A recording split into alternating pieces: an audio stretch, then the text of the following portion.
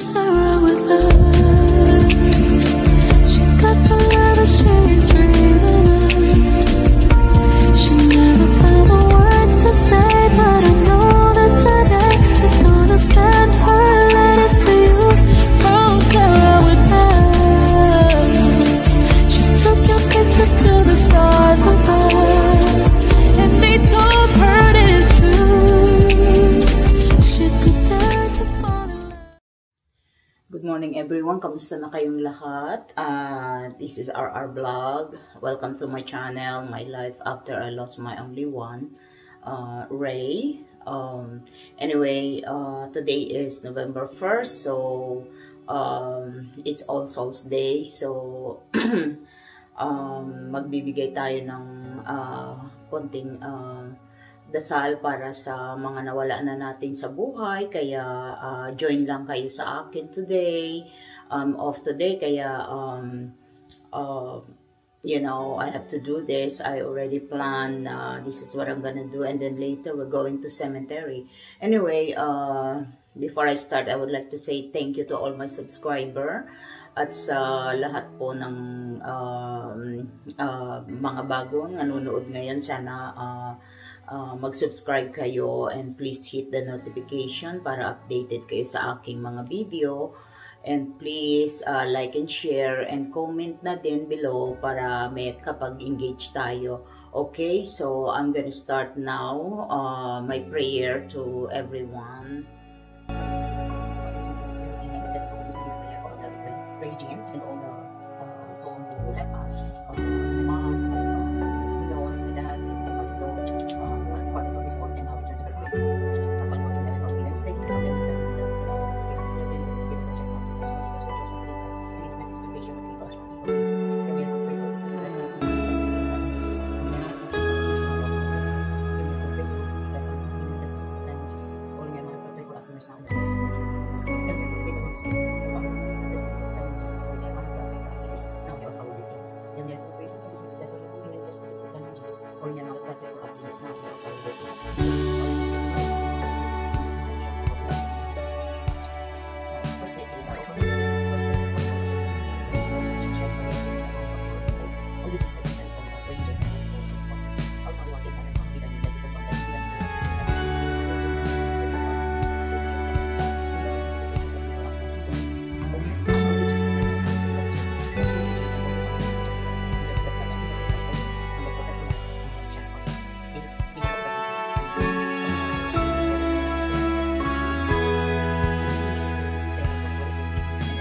Hail Mary, full of grace, the Lord is with thee. Blessed art thou among women, blessed is the fruit of thy womb, Jesus. Holy Mary, Mother of God, pray for us sinners now and at the hour of our death.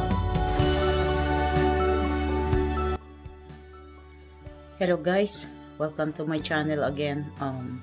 Yeah, I just finished my prayer para sa bibi ko at syempre sa lahat ng nawala na sa mundo.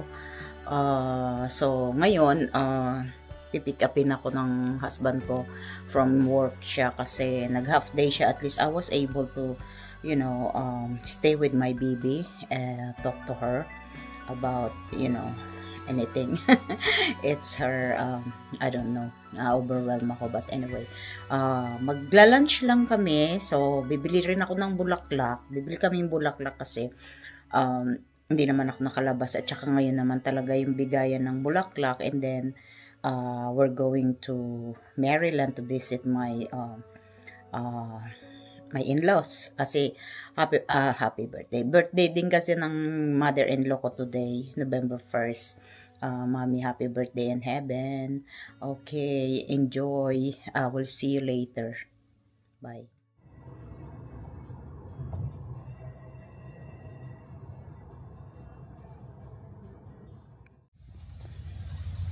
Hello, continuation nito. Andito na kami ngayon sa Maryland.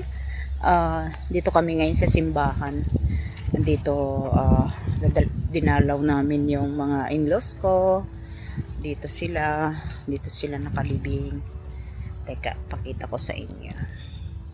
Ayan, doon pala yung asawa ko. Ayun siya. Nag-aayos siya doon. Ayun siya.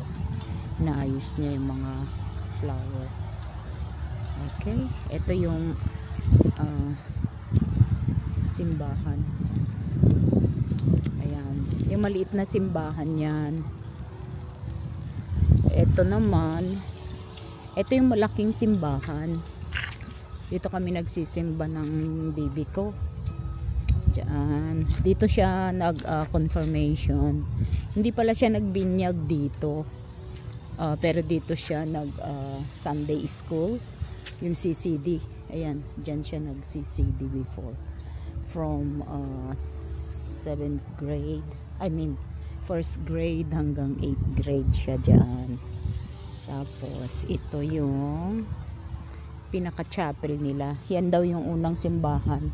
Napasok ko na rin yan kasi pagkahuli dyan sila nagmamas. So, dito, hanggang high school ng anak ko, nung college lang naman siya, hindi masyado nang nakakasimba dito dahil ando na kami sa mag-college na siya. Okay. Ito yung St. Mary's Piscataway. Dito kami ngayon, andito ako ngayon sa loob. Yan. Dito dito nag-confirmation yung anak ko. Dito kami lagi nagsisimba before. Tuwing kahit na taga Virginia kami, dito kami nagsisimba. Ayan yung magandang simbahan dito, very peaceful. Ayan siya. Look at this, oh. Mga old, ano na nila yan, oh. Oh. Yan. Yan yung mga damit pa noong unang panahon. Ayan. This is a Catholic church. St. Mary's Piscataway. So, napasok tayo dito sa church. Oh my God. I remember this church nung nandito pa yung anak ko. Pray muna tayo.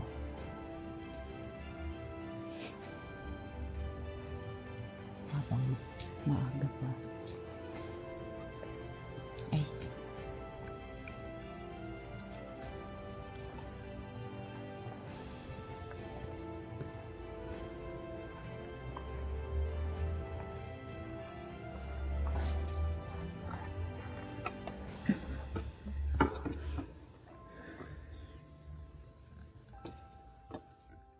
Okay, andito tayo ngayon sa loob ng simbahan. Pakita ko lang sa inyo yung mga santo dito.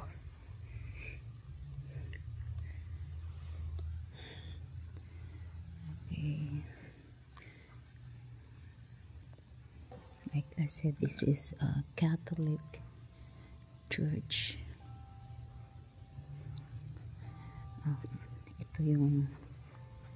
Ito yung lagi naming upuan ng anak ko.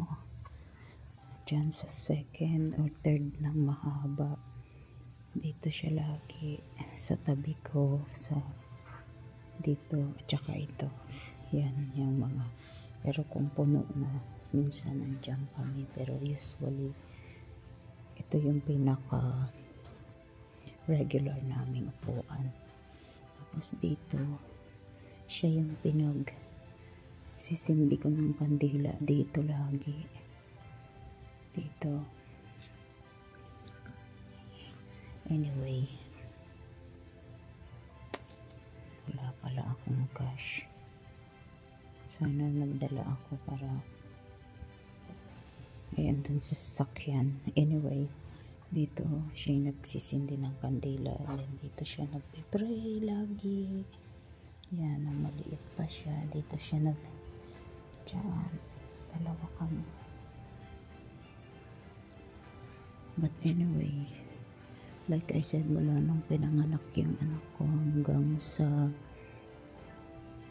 hanggang mag-high school siya. I mean, hanggang 8th grade and then high school once in a while sisimba pa rin kami dito. Pero like I said, even the college once in a while, nakakasimba pa rin siya dito. Okay, so pinapakita ko lang sa inyo. Okay, sige, labas na tayo. Nakapag-pray naman na tayo. Okay, dito na tayo sa labas. Yan. Dati walang ganyan dito eh. Ito sa gitna. Anyway, tayo sa labas. Okay. Ito yung itsura ng labas. Ayan. Puros ano to, libingan yan. Diyan. Hindi na kami bumili ng lupa namin dito kasi hopefully makabili kami sa Pilipinas. I don't know. See? But anyway, maraming Pilipinong nakalibing dito kasi maraming Filipino community dito. Kaya it's good. Okay. So, coming. Wait a minute. Okay, andito kami ngayon sa cemetery. Ayan, daming mga flowers sila. Maganda yung weather today. Ano nga lang ngayon? Parang lower ng 70s or higher, I don't know. Anyway, yung lasa, avocado kasi yan. Ganda ng flowers, beautiful flowers. Ayan. Ayan sila, tangklong ano. Tapos doon sa baba may mga bulaklak pa doon.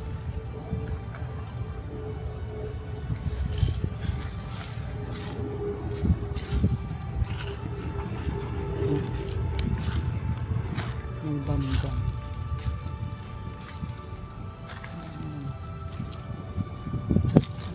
Meron bang mga mamalimos.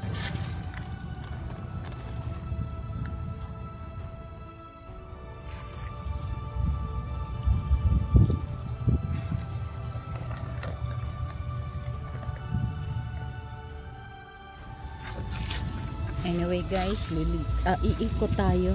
Tingnan natin itong mga sino yung mga nakalibing dito. Dito tayo.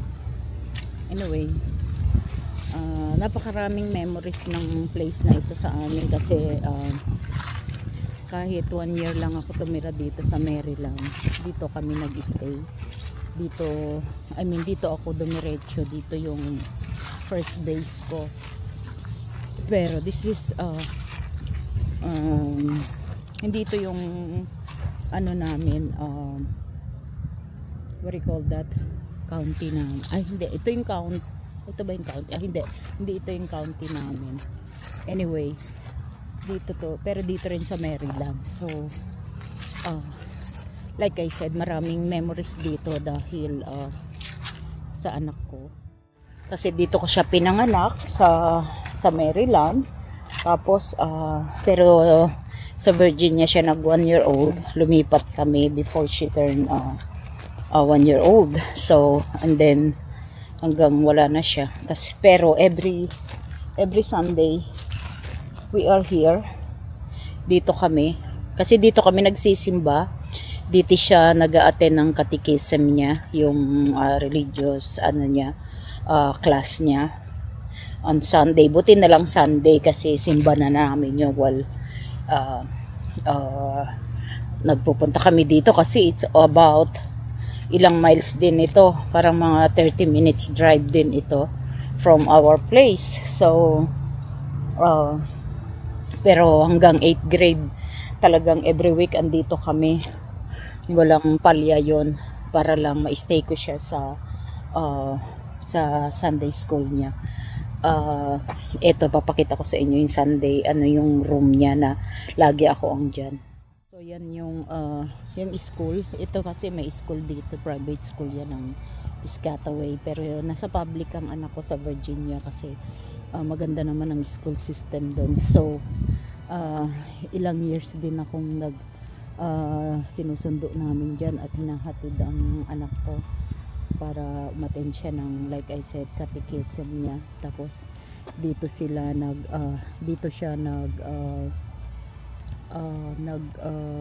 first communion at saka dyan din siya nag confirmation. Kaya talagang maraming memories itong lugar na ito. Very peaceful pati itong church na ito, very quiet. Sa lahat ng mga church, ito yung isa sa mga gusto ko dito sa mga nasimbahan ko na dito sa Amerika.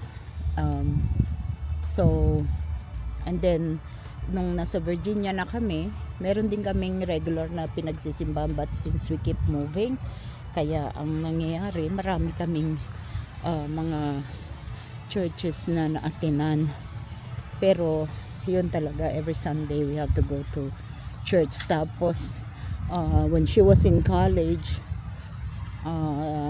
kahit nung high school siya, I always go on Wednesday mass to attend the novena. So talagang I did everything talaga. Pero alam ko, hindi ako yung very religious person na talagang very fanatics, but I did try all my, yung kaya ko. Maybe sasabihin ng iba it's not enough, pero I don't think na walang enough. If you pray, it doesn't matter kung kailan ka mag-pray, basta yung importante yung taimtim sa puso mo ang ginagawa mo, hindi yung nagpi-pray ka lang because you need something. No. Tsaka ngayon, since this thing happened to me, to us, ano pa yung pinagdadasal namin sa Diyos? Ang pinagdadasal ko, the same pa rin, na sana na meron talagang other world na andun na lahat ng mga spirit, na peaceful na sila talaga. Pero still, marami pa rin akong doubt sa utak na hopefully nga totoo, or talagang pag wala ka na, wala na talaga. So hopefully meron pa naman. I'm still hoping kasi gusto ko pa rin when my time come, sana meron pa rin kaming pag-asa na magkita kami ng anak ko. So yan ang at least na nagawa ko for the whole day sa day nila, sa araw nila. Like I said, nakapagdasal naman ako kahit papano para sa lahat ng kaluluwa, lalong-lalo na sa anak ko at saka kay nanay ko. Si nanay bago pa lang, masakit pa yan, talagang hindi pa yan madali. Anyway, ito ang buhay ngayon dito. Tingnan nyo naman, auno, samantalang dyan sa atin, pagka auno, hindi makapasok ang mga sasakyan dahil sa dami ng tao. Dito hindi, may trabaho lahat ng tao. Sa atin holiday yan, we respect yung ganitong panahon. Pero dito iba, kasi dito matututo ka talaga mabuhay because wala talagang libre dito, lahat may bayad.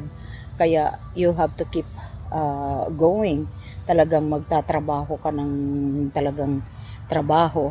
Kaya tingnan nyo, kami lang andito.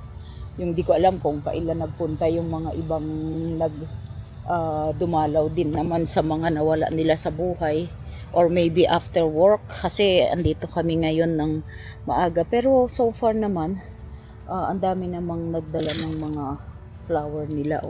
Ayan, pero nakikita ko mostly is Filipino.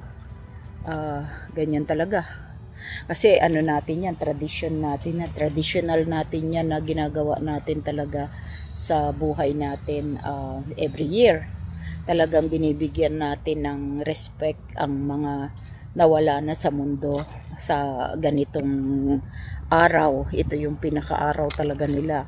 At hindi rin naman natin sila ma-judge yung mga tao dito dahil hindi nga holiday ito. We have to work. Ako lang ang nag-off and then yung husband ko nag-half day lang siya. Kaya we'll able to visit here. At saka kaninang umaga, I spend time with my baby. So, yun lang. That's it for today. So, tomorrow and Saturday, tomorrow and Sunday is probably we're just gonna go somewhere. I don't know kung saan kami dalahin din ng paa namin. So, doon na lang kami pupunta. Hindi na kami nagpa-plan. Kaya, like I said, pag naisipan namin, go lang kami. Kung saan kami komportableng pumunta. So, we'll see what's next. So, mamaya, baka nga mamaya, we decided to go to, hopefully, Virginia Beach. Kung ano namin, ma-feel namin magbiyahe later. Okay?